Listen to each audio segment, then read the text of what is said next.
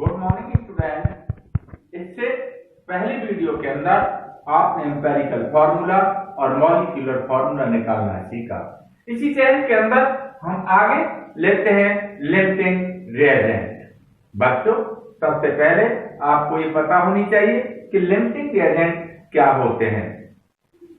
कोई भी chemical reaction हो रहा है जिसमें कोई भी स्पीशीज कंप्लीटली कंज्यूम हो जाए, उसे कहते हैं लिमिटिंग रिएजेंट।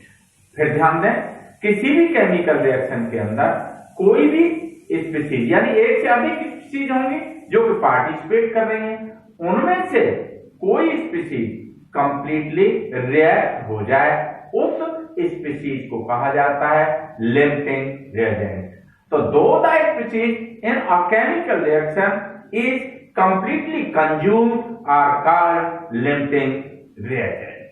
तो ये डेफिनेशन के हिसाब से तो आपकी समझ में आ गई होगी कि किसी भी केमिकल रिएक्शन में कोई स्पीशीज जब कंप्लीटली रिएक्ट हो जाए उसे कहते हैं हम लिमिटिंग रिएजेंट। अब इस बात को हम एग्जाम्पल के द्वारा समझाने की कोशिश करेंगे। एक न्यूमेरिकल है 50 kg ऑफ N2, यानी 50 kg of N2 react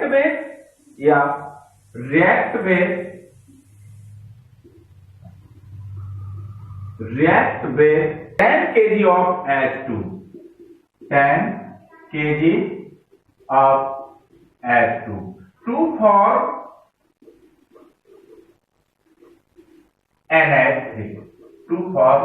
NH3। अब इसके अंदर नंबर 1 आपने बताना है, calculate limiting reagent. Limiting reagent और सेकेंड चीज आपने बतानी है कैलकुलेट द NH3 फॉर्म।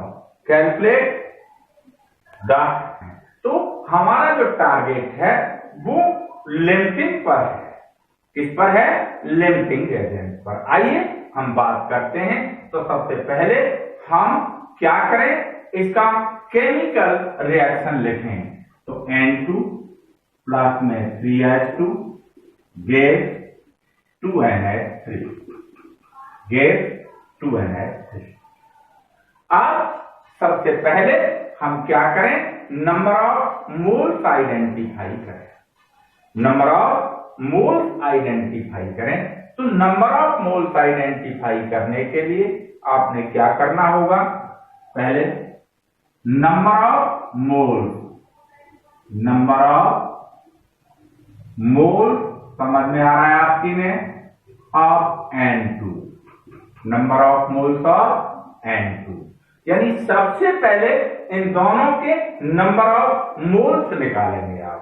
तो number of moles of N2, इसके लिए फॉर्मूला होता है W2 अपॉन में N2।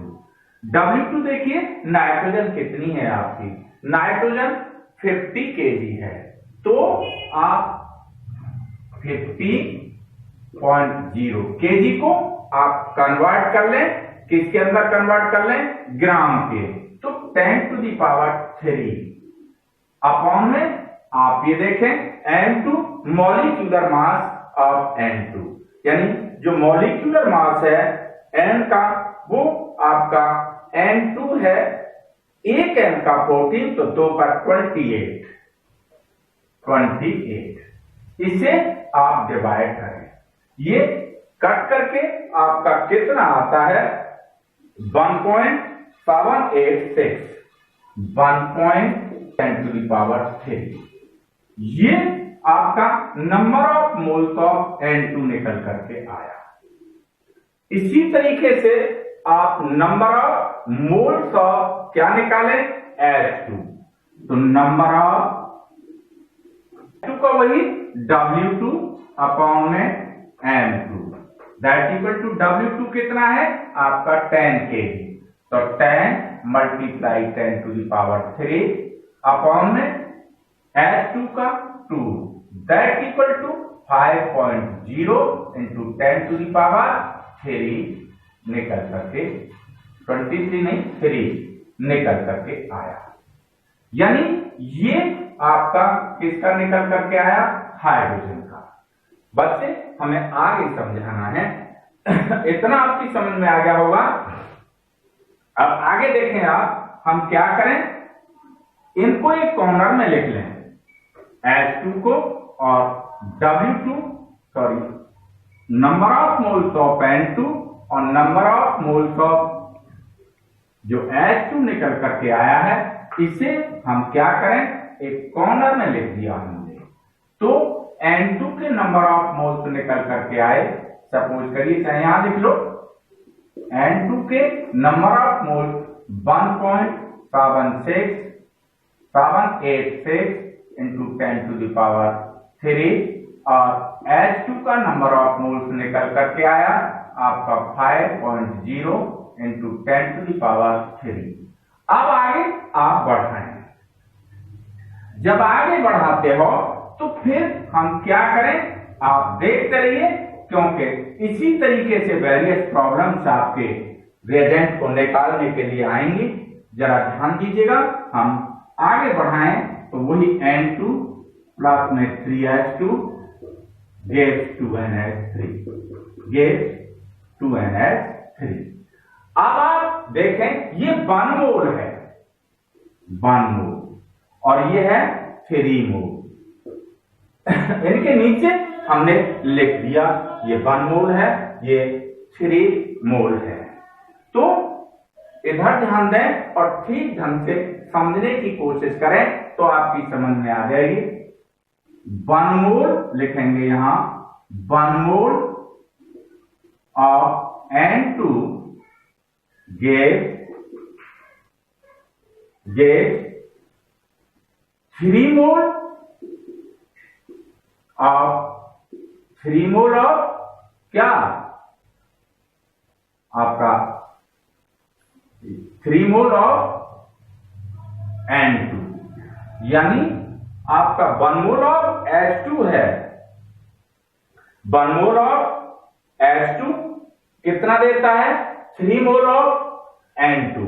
तो इसे आप ऐसे भी लिख सकते हो कि 1 मोल ऑफ N2 रिक्वायर्ड, 1 मोल, ये N2 है, 1 मोल of N2 required 3 mole of H2, 3 मोल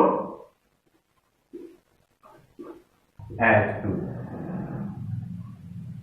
यहां N2 है और ये आपका H2 है, तो इस तरीके से लिख लिया आपने, 1 मोल of N2 required 3 mole of H2। यहां पर 1 mole of H2 required 3 mole of कितना, 1 मोल of N2 required 3 mole of H2। अब आगे बढ़ाइए, आप यहां मोल देखें, N का मोल देखें, ये N का मोल कितना है, N का मोल आपने ये निकाला है, तो यहां लिखेंगे 1.786 into 10 to the power 3 mole of N2 required,